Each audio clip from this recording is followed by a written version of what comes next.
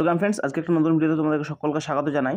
দেখো দেখো আজকে হচ্ছে 9 জুন, আর 9 জুন ফার্স্ট শিফটে যে পরীক্ষাটা হয়েছে এনটিপিসি, সেটার কিন্তু সমস্ত 40টা কোশ্চেন নিয়ে কিন্তু অ্যানালাইসিস করছি। দেখো এনটিপিসি তোমরা পরীক্ষা দিতে যাচ্ছ, তাই তোমরা বারবার তোমাদেরকে বলছি, আগের ভিডিওতে আমি বলেছি যে অন্তত তোমার আগের শিফটগুলো তুমি অ্যানালাইসিস দেখে যাও, কারণ অলরেডি কিন্তু কোশ্চেন আগের শিফট থেকে রিপিট হতে শুরু করেছে। তাই তোমরা তোমাদের পরীক্ষার আগের শিফটের যেসব অ্যানালাইসিস ভিডিওগুলো রয়েছে সেগুলোতে দেখে যাও, তো অনেকটাই বেনিফিট পাবে। প্রথম প্রশ্ন কী ছিল দেখো, 2024 সালে ভগবান বিরসা মুন্ডার 150তম জন্মবার্ষিকী উপলক্ষে কোন বিশেষ দিনটি পালন করা হয়? আদিবাসী অধিকার দিবস, আদিবাসী ঐক্য দিবস, আদিবাসী গর্ব দিবস নাকি স্বাধীনতা দিবস? তো এটা সঠিক উত্তর হয়ে গেল আদিবাসী গর্ব দিবস। তো দেখে ভগবান বিরসা মুন্ডার 150তম জন্মবার্ষিকী উদযাপনের জন্য কেন্দ্রীয় সরকার 2024 সালে উপজাতি গর্ব দিবস হিসাবে একটি বিশেষ উদযাপনের আয়োজন করবে, অর্থাৎ করেছিল। এই দিনটি ছিল 15 নভেম্বর 2021 তারিখে ঘোষণা করা হয়েছিল।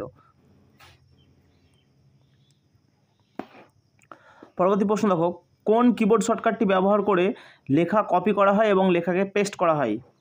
তো এটার জন্য সঠিক উত্তর হবে CTRL+C এবং CTRL+V। দেখো কপি করার জন্য আমরা পেস্ট করি CTRL+C একসাথে, এবং কোনো কিছু কপি হয়ে গেলে সেটাকে পেস্ট করার জন্য CTRL+V চাপ দিয়ে থাকি পেস্ট করার জন্য।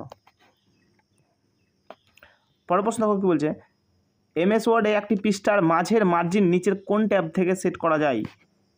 Review tab, layout, page layout tab, design tab নাকি ভিউ ট্যাব? তো এটার জন্য সঠিক করতে হবে পেজ লেআউট ট্যাব, যেটাকে বাংলায় বলছে পৃষ্ঠবিন্যাস ট্যাব। ঠিক আছে, তো দেখে নাও ব্যাখ্যাটা কী বলছে। MS ওয়ার্ডে মার্জিন সেট করতে পৃষ্ঠা লেআউট ট্যাবটি ব্যবহার করা হয়। পরের প্রশ্ন দেখো, ভোলেনাথ তিওয়ারি নিম্নলিখিত কোন বিদ্রোহের সাথে যুক্ত একজন স্বাধীনতা সংগ্রামী ছিলেন? চম্পারণ আন্দোলন, সাঁওতাল বিদ্রোহ, 1857 সালে সিপাহী বিদ্রোহ নাকি বরদৌলি সত্যাগ্রহ? তো এর জন্য সঠিক উত্তর হবে অপশন গ। দেখো 1857 সালে সিপাহী বিদ্রোহ তিনি কিন্তু একজন নেতা ছিলেন। 1857 সালে প্রথম স্বাধীনতা যুদ্ধের সময় বালিয়া, অর্থাৎ উত্তরপ্রদেশের বালিয়া অঞ্চলে ব্রিটিশদের বিরুদ্ধে বিদ্রোহকারী স্থানীয় যোদ্ধাদের মধ্যে একজন ছিলেন ভোলানাথ তিওয়ারি। নেক্সট প্রশ্ন, অরুণাচল প্রদেশের পূর্বে নিচের কোন দেশটি অবস্থিত? অর্থাৎ যদি এটা অরুণাচল প্রদেশ হয় তাহলে এই দিকটা হচ্ছে পূর্ব দিক আর এই দিকটা হচ্ছে পশ্চিম দিক। তাহলে এই দিকটাতে কোন দেশ অবস্থিত? নেপাল, ভুটান, মায়ানমার নাকি বাংলাদেশ? দেখো সঠিক উত্তর হচ্ছে মায়ানমার। অরুণাচল প্রদেশের পূর্বে মায়ানমার, পশ্চিমে আছে ভুটান এবং উত্তরে আছে চীন এবং দক্ষিণে আসাম ও নাগাল্যান্ড অবস্থিত। অরুণাচল প্রদেশের সীমানা ভুটান, চীন এবং মায়ানমারের সাথে ভাগ করা হয়েছে। অরুণাচল প্রদেশে 1987 সালের 20 ফেব্রুয়ারি প্রতিষ্ঠিত হয়। এই রাজ্যের রাজধানী হচ্ছে ইটানগর। এই রাজ্যের জনসংখ্যার যে ঘনত্ব সেটা প্রতি বর্গ কিলোমিটার 17 জন প্রতি বর্গ কিলোমিটারে। এটি আসাম এবং নাগাল্যান্ডের সীমানা তৈরি করে। লোহিত এখানকার প্রধান নদী। এখানে টুন্ডা ধরনের জলবায়ু পাওয়া যায়। এখানে এক ধরনের পাখি পাওয়া যায়, হর্নবিল পাখি। আর পরের প্রশ্ন দেখো, পোষণ অভিযান শুরু হয়েছিল কিসের দ্বারা? স্বাস্থ্য মন্ত্রণালয়ের দ্বারা, নারী ও শিল্প উন্নয়ন মন্ত্রণালয়, শিক্ষা মন্ত্রণালয় নাকি গ্রামীণ উন্নয়ন মন্ত্রণালয়ের দ্বারা? তো এটার জন্য সঠিক উত্তর হয়ে গেল নারী ও শিশু উন্নয়ন মন্ত্রণালয়ের দ্বারা। ব্যাখ্যা দেখো, 8 মার্চ 2018 সালে প্রধানমন্ত্রী নরেন্দ্র মোদী কর্তৃক পোষণ অভিযান জাতীয় পুষ্টি মিশন চালু করা হয়েছিল এবং এটি নারী ও শিশু উন্নয়ন মন্ত্রক দ্বারা বাস্তবিত করা হয়েছিল।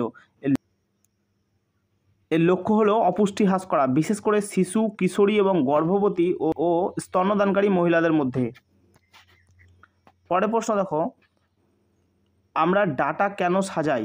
যাতে সহজে তথ্য মুছে ফেলা হয়, যাতে তথ্য লুকানো যায়, নাকি তথ্য সুন্দর দেখাবে তার জন্য, যাতে তথ্যগুলি সুসংগঠিত এবং সহজে বোধগম্য হয় তার জন্য? তো এর জন্য সঠিক করতে হবে যাতে তথ্যগুলি সুসংগঠিত হয় এবং খুব সহজে বোঝা যায়, সেই জন্য কিন্তু আমরা ডাটা সাজাই।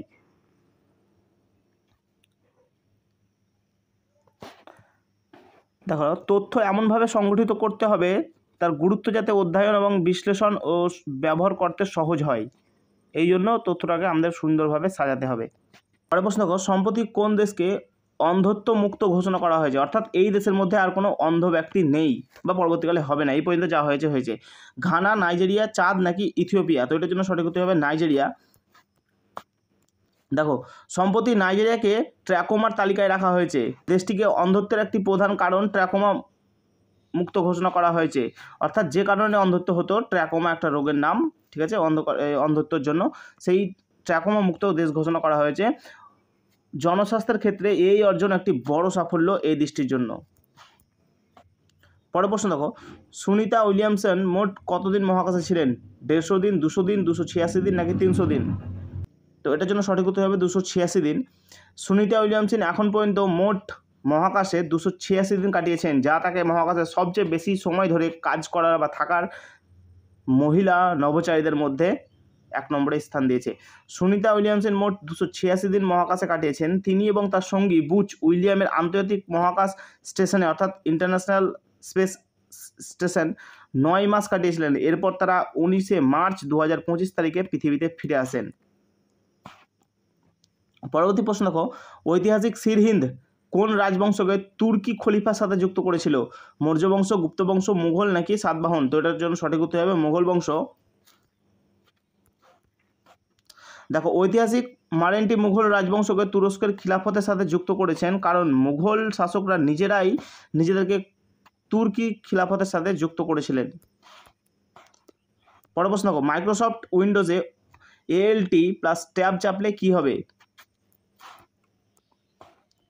তো সঠিক উত্তর এটার জন্য খোলা অ্যাপ্লিকেশনগুলোর মধ্যে সুইচ করে দেবে। অর্থাৎ তুমি অনেকগুলো উইন্ডো টিপে রেখেছো, অর্থাৎ তুমি অনেকগুলো উইন্ডো একসাথে খুলে রেখেছো, ALT প্লাস ট্যাব যদি চাপ করো তাহলে একটার পর একটা কিন্তু উইন্ডো তুমি অটোমেটিক পৌঁছে যাবে।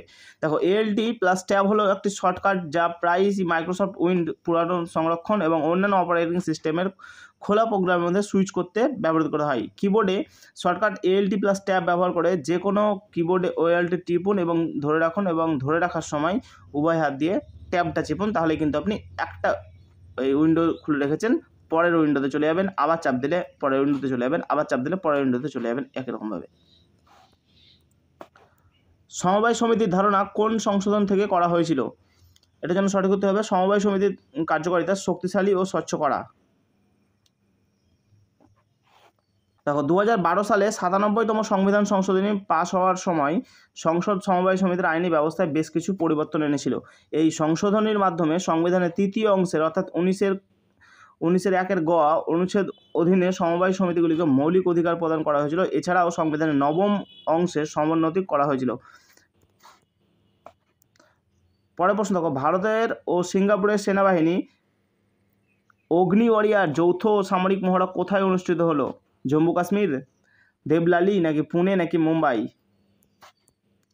তো এটার জন্য সঠিক উত্তর হবে দেবলালি, যেটা মহারাষ্ট্রতে রয়েছে। দেখো, ভারত ও সিঙ্গাপুরের সেনাবাহিনী 30শে নভেম্বর 2024 তারিখে অগ্নি ওয়ারিয়ার নামে তাদের যৌথ সামরিক মহড়া শেষ করেছিল। দুই দেশের সেনাবাহিনীর মধ্যে প্রচুর সামরিক প্রশিক্ষণ রয়েছে।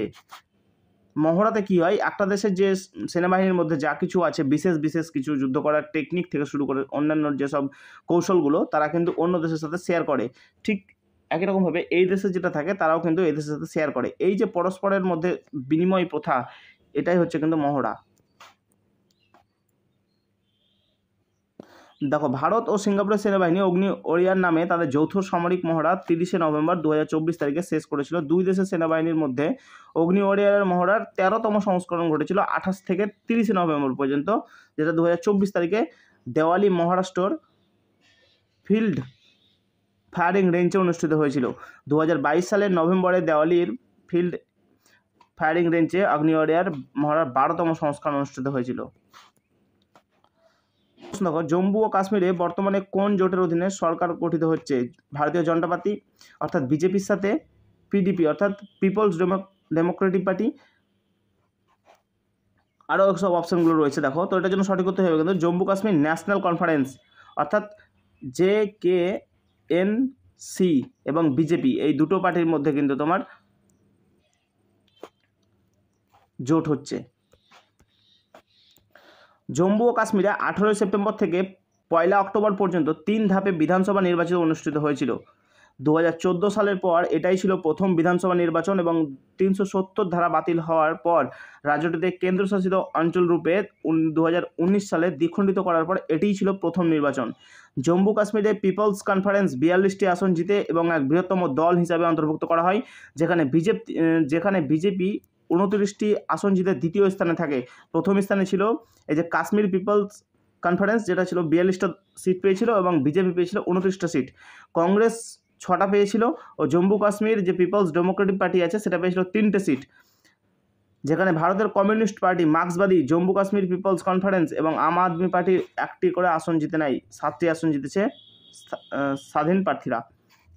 এবার এই বিজেপি আর যে পিপলস কনফারেন্স, জম্মু কাশ্মীরের পিপল কনফারেন্স যে পার্টি রয়েছে তারা কিন্তু জোট মিলিয়ে বর্তমানে জম্মু কাশ্মীরে তাদের সরকার চালাচ্ছে।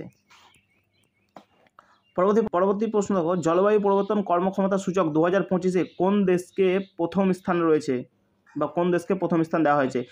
এটার উত্তর হচ্ছে ডেনমার্ক। 2025 সালে জলবায়ু পরিবর্তন কর্মক্ষমতার সূচকে ভারত 10ম স্থানে রয়েছে। 2024 সালের র্যাঙ্কিং থেকে 2 ধাপ পিছিয়ে, তবুও বিশ্বব্যাপী 10টি কর্মক্ষম দেশের মধ্যেই কিন্তু ভারত রয়েছে। প্রথমে রয়েছে ডেনমার্ক, যে প্রথম হয়েছে, আর আমাদের ভারত দেশটা কত নম্বরে রয়েছে, এই দুটো কিন্তু ভীষণ ইম্পর্টেন্ট যে কোনো র্যাঙ্কিংয়ের ক্ষেত্রে, তোমরা এটা মনে রাখবে। পরবর্তী প্রশ্ন, নিচের কোন নৃত্য সঙ্গীত ব্যবহার করা হয় না? অর্থাৎ নিচের এই যে নাচ আছে, ভারতনাট্যম, ওডিসি, ছাউ নাকি কত্থক, এই যে নাচগুলো করা হয়, এই নাচগুলো পারফর্ম করার সময় কোনো রকম সঙ্গীত বা মিউজিক ইউজ করা হয় না, কোনটার ক্ষেত্রে? তো এটার জন্য সঠিক হতে হবে ছৌ। ছৌ হলো একটি ভারতের লোকনৃত্য যা শৈল বা মুখোশ ব্যবহার করে করা হয়, সঙ্গীত ছাড়াই পরিবেশিত হতে পারে। বিশেষ করে যুদ্ধ এবং শারীরিক দক্ষতা এই নৃত্যের মাধ্যমে কিন্তু ফুটে ওঠে।